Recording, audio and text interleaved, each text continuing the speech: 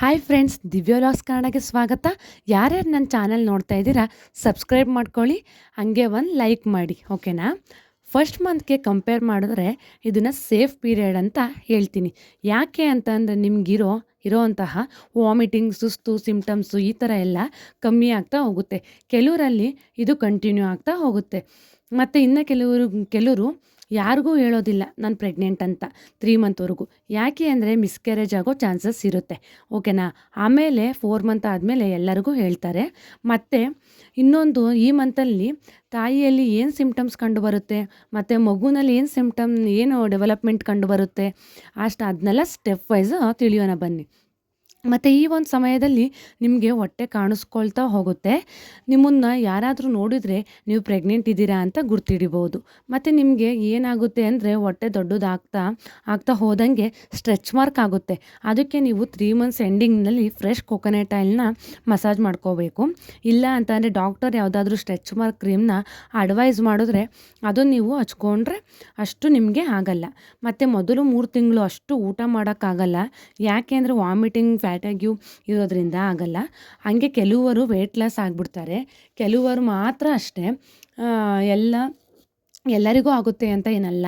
ಹೀಗೆ 4 ಮಂತ್ಸ್ನಿಂದ ವಾಮಿಟಿಂಗ್ ಎಲ್ಲ ಕಂಟ್ರೋಲ್ ಆಗ್ತಾ ಹೋಗುತ್ತೆ, ವೆಯ್ಟ್ ಇನ್ಕ್ರೀಸ್ ಆಗುತ್ತೆ. ಆಮೇಲೆ doctor iron, folic, calcium tablet advise ಮಾಡ್ತಾರೆ.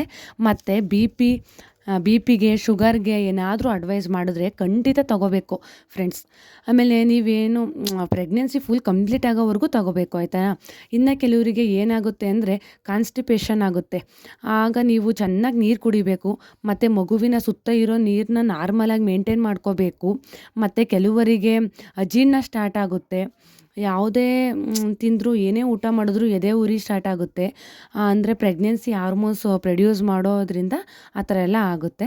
ಆಗ ನೀವು ಏನು ಮಾಡಬೇಕು ಅಂದರೆ ಸ್ವಲ್ಪ ಫುಡ್ನ ತಗೋಬೇಕು. ಆಗ ಕರೆಕ್ಟ್ ಆಗ್ತಾ ಅಸಿಡಿಟಿ ಎಲ್ಲ ಆಗಲ್ಲ ಆಗ. ಆಮೇಲೆ ಈ ಟೈಮಲ್ಲಿ ಒಬ್ರೊಬ್ಬರಿಗೆ ಪಿಂಪಲ್ಸ್ ಆಗುತ್ತೆ. ಮತ್ತು ಇನ್ನು ಕೆಲವರು ವೈಟ್ ಆಗ್ತಾರೆ. ಮತ್ತು ಒಬ್ರೊಬ್ಬರಿಗೆ ಮುಖ ಬ್ಲ್ಯಾಕ್ ಆಗುತ್ತೆ. ಮತ್ತು ಕೆಲವರು ಪ್ರೆಗ್ನೆನ್ಸಿ ಟೈಮಲ್ಲಿ ಚೆಂದ ಕಾಣ್ತಾರೆ, ಇನ್ನು ಕೆಲವರು ಮುಖ ಗ್ಲೋ ಕಳ್ಕೊತಾರೆ. ಮತ್ತು ಈ ಟೈಮಲ್ಲಿ 4 ಮಂತ್ ಕೊನೆಯಲ್ಲಿ ಮಗು ಒಂದು ಆ್ಯಪಲ್ ಸೈಜ್ ಇರುತ್ತೆ ಅಂತ ಹೇಳ್ಬೋದು. ಮತ್ತು ಇದು ಒಂದು 100 ಗ್ರಾಮ್ಸ್ ಇರ್ಬೋದು. ಎಂಡ್ ಆಫ್ ದ ಮಂತ್ 4 ಮಂತಲ್ಲಿ ಮತ್ತು ಇಂಚಸ್ ಅಂದರೆ 6.5 ಇಂದ 7.5 ಇಂಚಸ್ ಇರುತ್ತೆ. 3 ತಿಂಗಳು ಎಂಡಿಂಗ್ನಲ್ಲಿ ಮಗುವಿನ ಆರ್ಗನ್ಸು ಡೆವಲಪ್ ಆಗಿರುತ್ತೆ. ಮತ್ತು 4 ತಿಂಗಳಿಂದ ರ್ಯಾಪಿಡಾಗಿ ಡೆವಲಪ್ ಆಗ್ತಾ ಹೋಗುತ್ತೆ. ಫಸ್ಟ್ ಪ್ರೆಗ್ನೆಂಟ್ ಆದರೆ ಈ ಒಂದು ಟೈಮಲ್ಲಿ ಮಗುವಿನ ಮೂಮೆಂಟ್ಸ್ ಫೀಲ್ ಆಗಲ್ಲ ಅನಿಸುತ್ತೆ ಫ್ರೆಂಡ್ಸ್. ಏನಾದರೂ ನೀವು ಸೆಕೆಂಡ್ ಪ್ರೆಗ್ನೆಂಟ್ ಆಗಿದ್ದರೆ ನಿಮಗೆ 4 ಮಂತ್ನಲ್ಲೇ ಮೂಮೆಂಟ್ಸು ಗೊತ್ತಾಗುತ್ತೆ.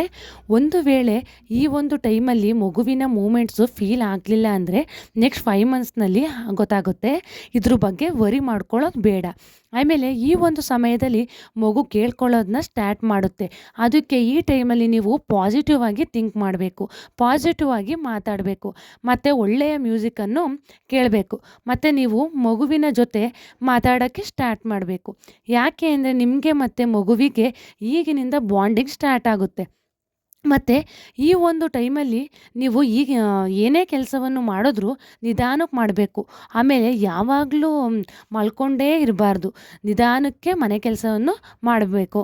ಮತ್ತು ಸ್ವಲ್ಪ ಪ್ರಿವೆನ್ಷನ್ನು ತಗೋಬೇಕಾಗುತ್ತೆ. ಮತ್ತು ಈ ಒಂದು ಸಮಯದಲ್ಲಿ ನೀವು ಹೆಲ್ತಿ ಫುಡ್ ತಿನ್ನಬೇಕು.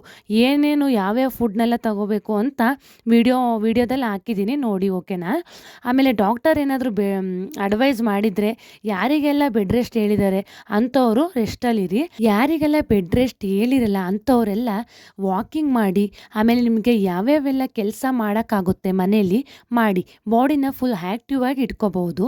ಮತ್ತು ಒಂದು 8 ಅವರ್ಸ್ ನಿದ್ದೆ ಮಾಡಿ. ಆಮೇಲೆ ಅಟ್ಲೀಸ್ಟ್ ಮಧ್ಯಾಹ್ನ ಟೈಮ್ 1 ಅವರ್ ಅಥವಾ 2 ಅವರ್ಸ್ ನಿದ್ದೆ ಮಾಡಬೇಕಾಗುತ್ತೆ. ಮತ್ತು ಟ್ರಾವೆಲಿಂಗ್ ಅವಾಯ್ಡ್ ಮಾಡಿ. ಹೋಗಬೇಕು ಅಂದರೆ ಡಾಕ್ಟರ್ನ ಕನ್ಸಲ್ಟ್ ಮಾಡಿ, ಓಕೆನಾ. ನಾನು ಹೇಳಿರೋ ಇನ್ಫಾರ್ಮೇಷನ್ ನಿಮಗೆ ಇಷ್ಟ ಆದರೆ ಸಬ್ಸ್ಕ್ರೈಬ್ ಮಾಡ್ಕೊಳ್ಳಿ, ಲೈಕ್ ಮಾಡಿ. Thank you for watching. Bye bye.